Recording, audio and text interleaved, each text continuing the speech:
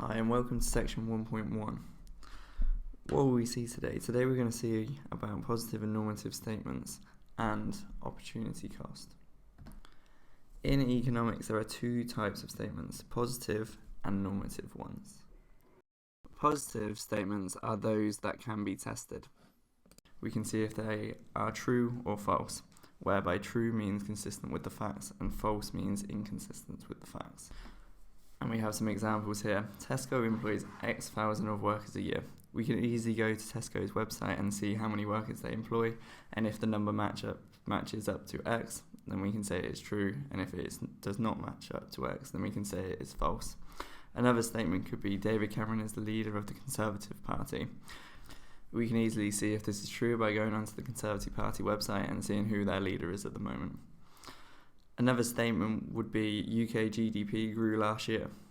We can go on the Office of National Statistics website and see that GDP did grow or didn't grow and then test it that way. And the final one, the minimum wage for under 18s is £15. We can go on some government websites and see how much the minimum wage actually is for under 18s. So from all of these positive statements, we can easily see if they are true or false by looking at the facts.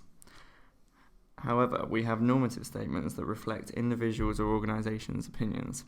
They tend to include words such as ought or should and are more opinion-based. These cannot really be tested. We have some examples such as benefits payments are too high. We can see how much benefit payments are, but we cannot see if they are too high or too low. Another one would be the government ought to reduce inflation. We can find the inflation figure, but we could not say whether it's too high or too low. And the final one, the minimum wage should be raised. If we compare the last two statements in each of the positive and normative section, we can see the difference in the statements. For the positive one, the minimum wage for under 18s is £15, and for the normative one, the minimum wage should be raised. Below is some data that I found for the actual wages for different age groups in the UK. If we look for the wage for under 18s, we can see that the wage is £3.87. So we can check this against the positive statement. The minimum wage for under 18s is not £15, so we can say that this is false. However, if we look at the statement from the normative side, the minimum wage should be raised, we cannot test whether this is true or false.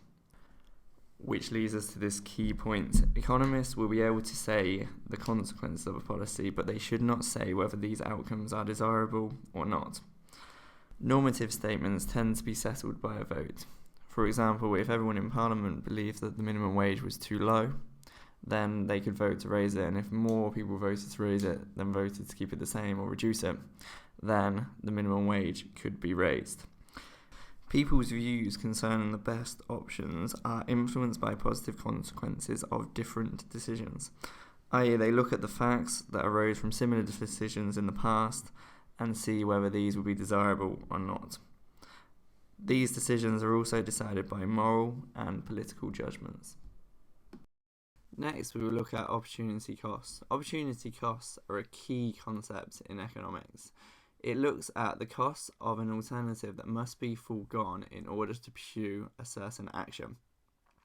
We have an example of a firm that chooses to give their profit out as dividends. Dividends is whereby the profit is given to the shareholders / owners of the company. The opportunity cost of this decision would be the other activities that the firm could have used this money for, such as giving employees pay rises or bonuses, reinvesting in the firm, so carrying out R&D, buying new machinery, having a new plant, having a new shop, something like that, or just saving the cash as a buffer for a tough time. We can relate the concept of opportunity cost to everyday life. For example, if you went to the shop to buy a chocolate bar for 50p, the opportunity cost would be any alternative that must be foregone in order to have that chocolate bar for 50p. For example, you could have had Skittles, 50 penny sweets, you could have gone for a drink, a sausage roll, some crisps, any other alternative, or you could have saved that money and then spent that money on something else in the future, such as some clothes, a video game, a car, some shoes, etc.